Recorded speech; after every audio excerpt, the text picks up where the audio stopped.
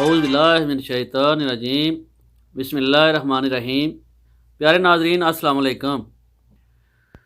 जो दोस्त सऊदी अरब में रहते हैं उनके लिए आज की वीडियो बहुत आम है।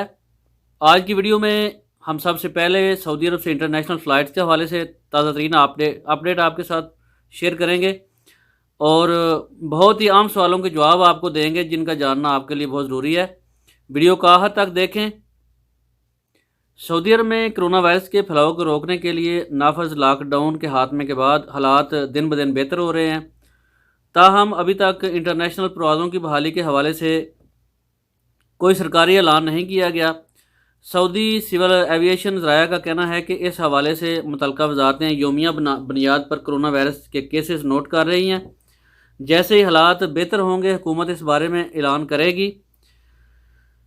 जैसे ही हुकूमत की तरफ से इंटरनेशनल फ़्लाइट्स के हवाले से ऐलान होगा हम इस खबर को सबसे पहले आपके साथ शेयर करेंगे।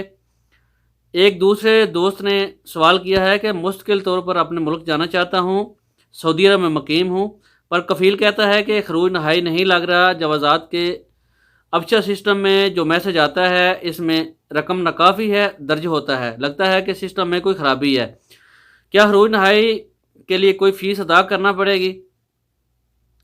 प्यारे दोस्त, इमिग्रेशन कानून के मुताबिक इकामा पर मौजूद गैर मुल्की कारकुन का खरूज नहाई यानी फ़ाइनल एग्जैक्ट लगाने के लिए कोई फ़ीस मुकर्रर नहीं की गई। ताहम इसके लिए ज़रूरी है कि कारकुन जिसका खरूज नहाई अप्लाई किया जाए उसका इकामा कारआमद हो यानी एक्सपायर ना हो। आप सबसे पहले इकामा की तारीख चेक करें क्योंकि बाज़ हालात में इकामा पर दर्ज एक्सपायरी डेट और सिस्टम में मौजूद तारीख जिसमें मामूली फ़र्क होता है, जिसकी वजह से इकामा एक्सपायर मालूम नहीं होता।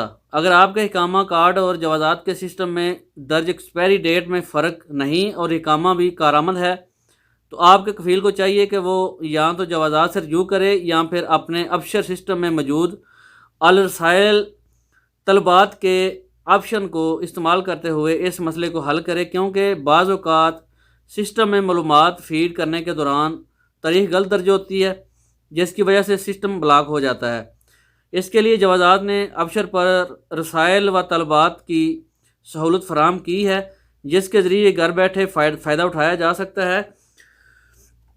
एक दूसरे दोस्त ने पूछा है कि मेरा पासपोर्ट एक्सपायर हो गया था जिसे मैंने रीन्यू करवा लिया है, क्या पासपोर्ट को जवाज़ात में अपडेट कराना ज़रूरी है या खुद ब खुद ही अपडेट हो जाएगा या छुट्टी जाने के वक्त एयरपोर्ट पर अपडेट कराना होगा? मौजूदा तरीक़ाकार के बारे में बताएं। प्यारे दोस्त, इमिग्रेशन कानून के मुताबिक जब भी पासपोर्ट नया बनवाया जाता है या इसको रीन्यू कराया जाता है इस पर दर्ज मालूमात महकमा इमिग्रेशन एंड पासपोर्ट के सिस्टम में अपडेट कराना लाजमी होता है।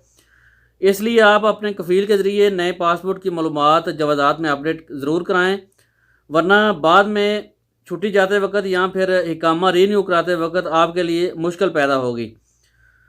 उम्मीद करता हूं कि आज की वीडियो आपको पसंद आई होगी। जिन दोस्तों ने अभी तक चैनल को सब्सक्राइब नहीं किया उनसे गुजारिश है कि चैनल को ज़रूर सब्सक्राइब करें ताकि सऊदी अरब के मुताल्लिक लेटेस्ट वीडियो का नोटिफिकेशन आपको बर वक्त मिल सके। आपके कीमती वक्त का बहुत बहुत शुक्रिया। अस्सलाम वालेकुम वरहमतुल्लाहि वबरकातुहू।